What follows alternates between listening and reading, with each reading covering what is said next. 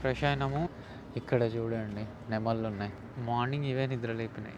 2 గంటల క్లిప్పులు తీసేయండి మొత్తం. ఈస్టర్న్ పెరిఫెరల్ ఎక్స్ప్రెస్ వే, అలాగే వెస్టర్న్ పెరిఫెరల్ ఎక్స్ప్రెస్ వే, ఇవి 2 ఓఆర్ఆర్ లాగా అనమాట ఢిల్లీకి. మనం అంబాలా అని పెట్టుకున్నప్పుడు సిటీ లోపల నుంచి తీసుకెళ్తుంది ఢిల్లీ మెట్రో.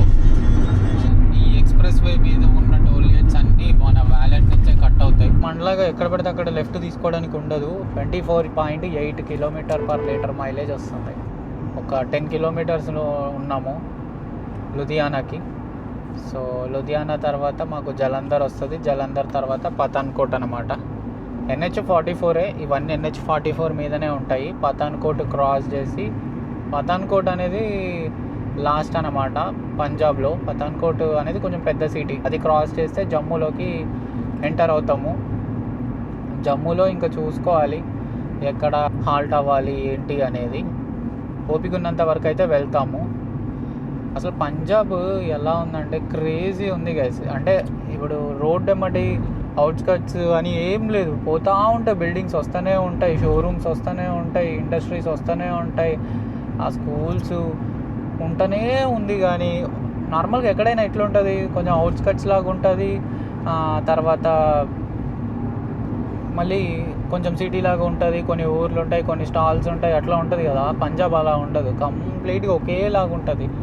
అన్ని డాబాలు, షోరూమ్స్, రెస్టారెంట్లు, హాస్పిటల్స్ అన్నీ హైవేకే ఉన్నాయి. కానీ హైవే మీద ఎలాంటి ఇంత కూడా ఇబ్బందే లేదు వచ్చిపోయే వాళ్ళకి. ప్రాపర్గా ప్లాన్ చేశారు కాబట్టి హైవేని. ఎగ్జిట్ ఉంటుంది కాబట్టి ఎగ్జిట్ అయిపోతారు, వాళ్ళ పని చూసుకుంటారు, హైవే ఎక్కుతారు. ఇది బెస్ట్ కదా. యూపీ, ఎంపీ నిన్న చూశారు కదా ఎలా ఉందో. ఆ స్టేట్లో చాలా దారుణంగా ఉండే పరిస్థితి అది. ఇంకా మన దాంట్లో ఫ్యూయల్ అయితే 322 ఉంది రేంజ్. ఒక 200 కిలోమీటర్స్ అలా తిరిగిన తర్వాత ఇంకా జమ్మూలో కొట్టించేస్తాం. మ్యాక్స్ జమ్మూలో కొంచెం ప్రైస్ తక్కువ ఉంటుంది, జమ్మూలో కొట్టిస్తాము. శ్రీనగర్లో ఇంకా కొంచెం తక్కువ ఉంటే శ్రీనగర్లో కొట్టిస్తాము. జమ్మూలో అంటే శ్రీనగర్ వెళ్ళేంత వరకు జమ్మూలో కొట్టించుకొని తర్వాత శ్రీనగర్లో కంప్లీట్ ఫుల్ పట్టించేస్తాం.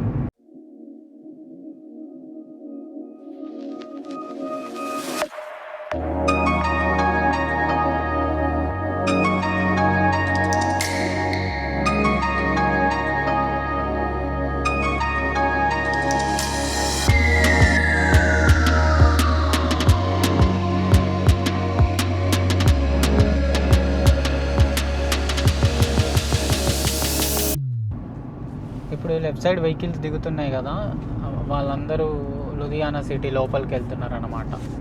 మనం సిటీ లోపల నుంచే వెళ్తున్నాము, కానీ మనకి ఎలాంటి డిస్టర్బెన్స్ లేదు. వాళ్ళందరూ సర్వీస్ రోడ్ యూజ్ చేసుకొని సిటీ లోపలికి వెళ్తున్నారు కాబట్టి మనకి ఎలాంటి ఇబ్బంది లేదు. రోడ్డు మాత్రం బాగాలేదు గైస్ పంజాబ్లో, టు బీ హానెస్ట్ అస్సలు బాగాలేదు, చాలా దారుణంగా ఉంది. చూడండి ఎలా ఉందో. అంబాలా వరకు నెక్స్ట్ లెవెల్. ఎప్పుడైతే అంబాలా నుంచి సపరేట్ అయినామో, అంటే లైక్ హర్యానా వరకు బాగానే ఉంది. ఈ పంజాబ్ వచ్చిన కాంచే కొంచెం పంజాబ్లో కూడా అక్కడక్కడ బాగానే ఉంది, కానీ పాట్ హోల్స్ ఎక్కువ ఉన్నాయి. ఈ ప్యాచ్ వర్క్ ఏమైనా చక్కగా చేసిరంటే చేయలేదు. జలంధర్ ఇంకా 20 కిలోమీటర్లు ఉంది. అంతకుముందే అసలు క్రేజీ ఉన్నది సిటీ మాత్రం. పెద్ద ఫ్లైఓవర్లు, ఎగ్జిట్లు, ఎంట్రీలు మామూలుగా ప్లాన్ చేయలేదు. ఫ్లైఓవర్కి మహా అయితే 1-2 కిలోమీటర్ల గ్యాప్ ఉంది. అన్ని ఫ్లైఓవర్స్ ఉన్నాయి. ఫ్రెండ్స్ చూస్తున్నారు కదా, లవ్లీ ప్రొఫెషనల్ యూనివర్సిటీ జలంధర్లో ఉంటుంది. మన తెలుగులు కూడా చాలామంది ఉన్నారు, మా ఫ్రెండ్స్ కూడా చదువుకున్నారు కొంతమంది. జలంధర్ మొత్తం స్టూడెంట్సే ఉంటారు ఎక్కడ చూసినా. కానీ హాలిడేస్ ఇస్తే మాత్రం రైల్వే స్టేషన్ కంప్లీట్గా స్టూడెంట్స్తో నిండిపోతుంది.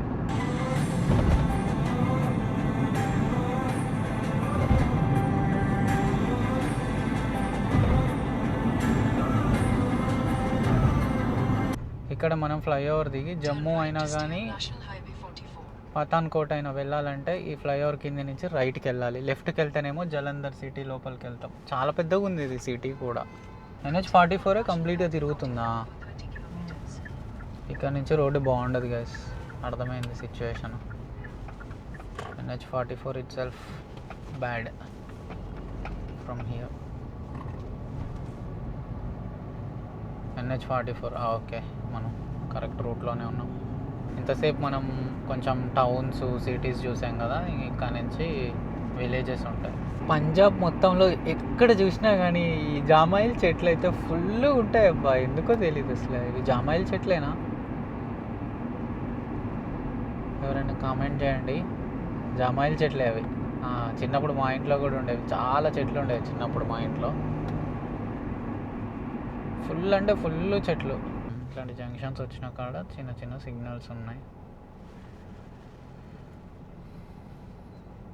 ఇంకా మనకు రేంజ్ 229 కిలోమీటర్స్ ఉంది. పంజాబ్లోనేమో 95, 96 అట్లా ఉంది డీజిల్ ప్రైసు. జమ్మూలోనేమో 92, 93 ఉంది. చూద్దాం, మ్యాక్స్ జమ్మూ వరకు స్ట్రెచ్ చేస్తాం. అవ్వకపోతే ఒక 10 లీటర్లో 5 లీటర్లో ఇక్కడ కొట్టించుకొని తర్వాత అక్కడికి వెళ్ళినాక అక్కడ ఫుల్ ట్యాంక్ పట్టించినాం అనుకో సెట్గా.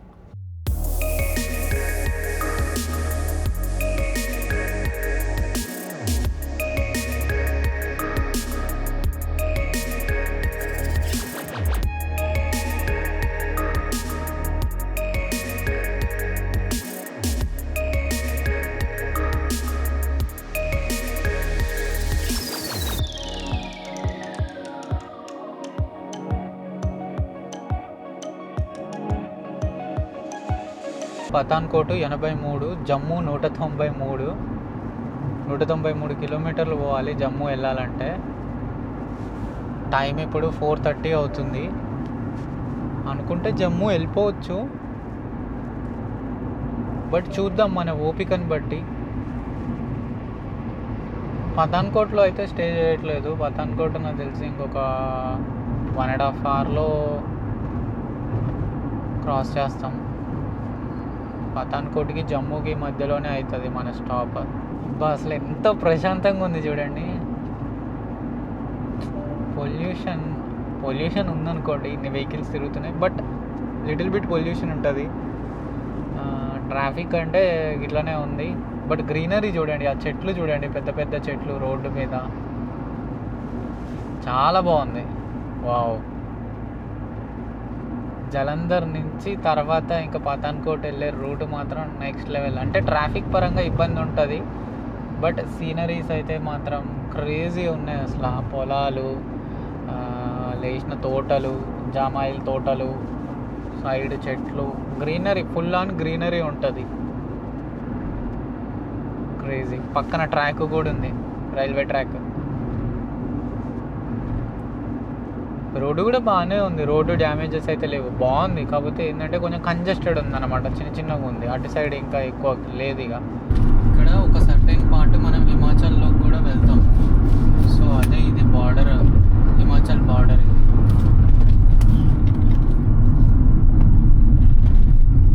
చూద్దాం ఏ బార్డర్ ఇక్కడ కనిపిస్తుంది మనకి. పఠాన్కోట్ పోలీస్ అనే ఉంది. ఇంకా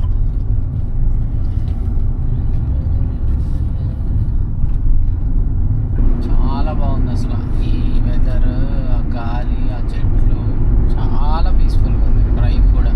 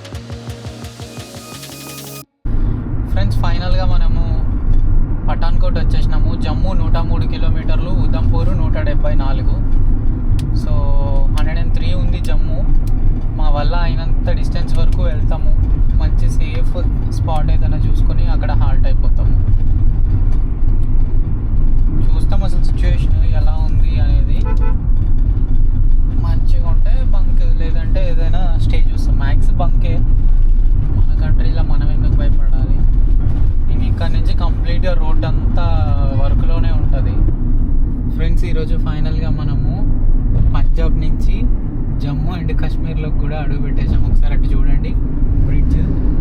ఈ రివర్ దాటితే మనము ఇంకా జమ్మూలోకి అఫీషియల్గా అడుగు పెట్టినట్టే. చూడండి, వాటర్ ఒక్క చుక్క లేవు. రైనీ సీజన్ అయితే మాత్రం నెక్స్ట్ లెవెల్ వాటర్ ఉంటాయి వీటిలో. ఇక్కడ ఎంట్రెన్స్ అనమాట జమ్మూ అండ్ కాశ్మీర్కి. మీరు అక్కడ చూడండి ఒకసారి, ఇది ఎంట్రెన్స్. ఇక్కడ వీళ్ళు స్కాన్ చేసుకుంటారు అనుకుంటా. నార్మల్గా స్కాన్ లేదు, ఏం లేదు, డైరెక్ట్ వెళ్ళిపోవడమే. లైట్ వెహికల్స్ ఇటు నుంచి వస్తాయి, హెవీ వెహికల్స్ అవతల పక్క నుంచి వస్తాయి, అంతే. ఇలా వెళ్ళిపోవడమే, వచ్చేసినట్టే జమ్మూలోకి. ఇక్కడ మనము లెఫ్ట్ తీసుకుంటే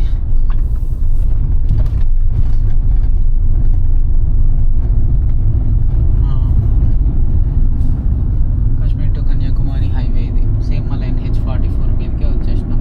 చూడండి, లఖన్పూర్ టోల్ ప్లాజా ఎంటర్ అవ్వడంతోటే ఫస్ట్ టోల్ ప్లాజా. ఫ్రీ అనుకుంటాం మరి. ఉన్నది.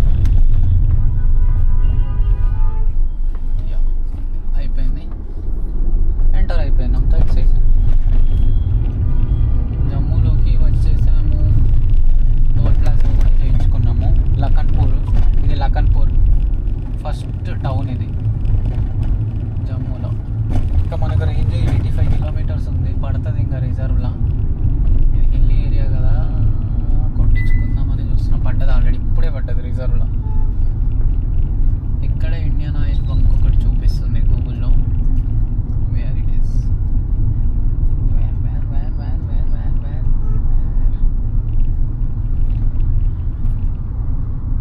it should be here now. 93.47 డీజిలేనా అది? డీజిల్ షోర్ సైడ్ ఉంది. జమ్మూ 90 కిలోమీటర్స్ ఉంది.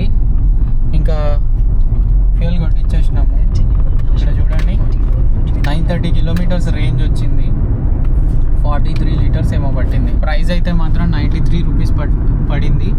ఇంకా అన్నిట్లలో ఇదే చీప్ ప్రైస్. కొంచెం ముందు కొట్టించుంటే పంజాబ్లో 2 రూపాయలు ఎక్స్ట్రా, దానికి దీనికి 10 కిలోమీటర్ల డిఫరెన్స్. 10 కిలోమీటర్లు వచ్చినాం, ఇక్కడ కొట్టించుకున్నాం. సెట్ 2 to 3 రూపీస్ సేవ్ అయినాయి లీటర్కి. టైం ఎంత అంటే ఇప్పుడు 6:30 అవుతుంది. ఒక్కసారి చూడండి ఎట్లుందో. మన దగ్గర 5 o'clockకి ఎండ ఎట్లుంటుందో అట్లా ఉంది. దంచి కొడుతుంది ఎండ. ఇంకా సన్సెట్ కాలేదు ఇక్కడ. ఇలా ఉంది పరిస్థితి. ఏదైనా మంచి స్పాట్ చూసుకొని ఇంకా ఆగి ఫస్ట్ టీ తాగుతాం. టీ బ్రేక్ తీసుకొని తర్వాత మళ్ళీ స్టార్ట్ అవుతాం. జమ్మూ ఇంకొక 80 కిలోమీటర్స్ ఉంటుంది. ఓపిక ఉన్నంత వరకు వెళ్తాము. జమ్మూ వరకు వెళ్ళాలని అయితే ఏం లేదు. రోడ్డు చూసారు కదా, ఇలా ఉంది. ఇదిగో ఈ టయర్డ్ స్టేజ్లో ఇలాంటి రోడ్లలో అడ్వెంచర్స్ ఎందుకు? రేపు మార్నింగ్ లేచి హాయిగా ఫ్రెష్గా ఆడుకుంటూ వెళ్ళిపోవచ్చు.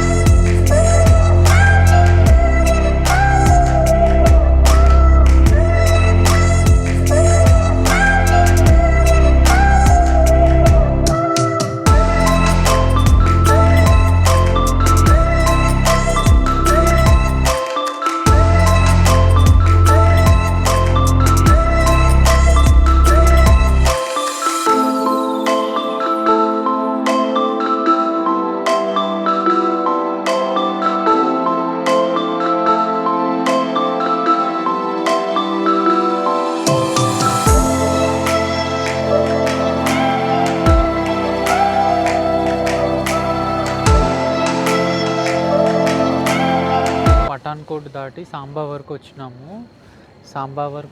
ఇక్కడే ఇంకా ఎగ్జాస్టెడ్ ఫీల్ ఉండే, ఇక్కడే ఆగిపోయినాము. ఇక్కడ చూడండి పైన టెంపుల్ ఉందన్నమాట. ఇక్కడే మన కార్ పెట్టేసినాము. వీడియో ఆల్మోస్ట్ షెడ్యూల్ అయిపోయింది. ఒకటి పక్క కూడా సెట్ చేసినాము. ఇంక లేట్ చేయకుండా పడుకోవడమే. సో ఇది గైస్, ఇక ఓవరాల్గా డే 3 గురించి మాట్లాడితే మధురాలో స్టార్ట్ అయ్యి సాంబా వరకు వచ్చినాము. ఈరోజు కూడా 800 కిలోమీటర్స్, మొత్తం 2200 కిలోమీటర్ల చేంజ్ తిరిగినాం ఈరోజు.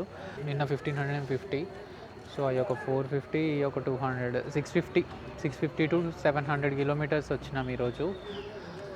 ఇంకా రేపు మార్నింగ్ లేచి మళ్ళీ స్టార్ట్ అవ్వాలి. ఇక్కడ నుంచి 2 రూట్స్ ఉంటాయన్నమాట. ఒకటి జమ్మూ వెళ్ళి ఉదంపూర్ వెళ్ళడము, ఇంకొకటి డైరెక్ట్ ఉదంపూర్ వెళ్ళడము. జమ్మూ ఎవరు వెళ్తారంటే వైష్ణోదేవి మాత టెంపుల్కి వెళ్ళే వాళ్ళు వెళ్తారనమాట. సో మనం వెళ్ళట్లేదు due to some reasons. So మనం డైరెక్ట్ ఉదంపూర్ వెళ్ళాలి. సో ఇంకా అది కొత్త రూట్ కాబట్టి NH44 కాదు, అది కొంచెం డిఫరెంట్ రూటు. అట్లా పోవడం వల్ల మనకు 50 కిలోమీటర్స్ సేవ్ అవుతుంది, ప్లస్ జమ్మూ ట్రాఫిక్ నుంచి తప్పించుకోవచ్చు. సో అందుకే ఇంక ఇక్కడ ఆగిపోయినాం.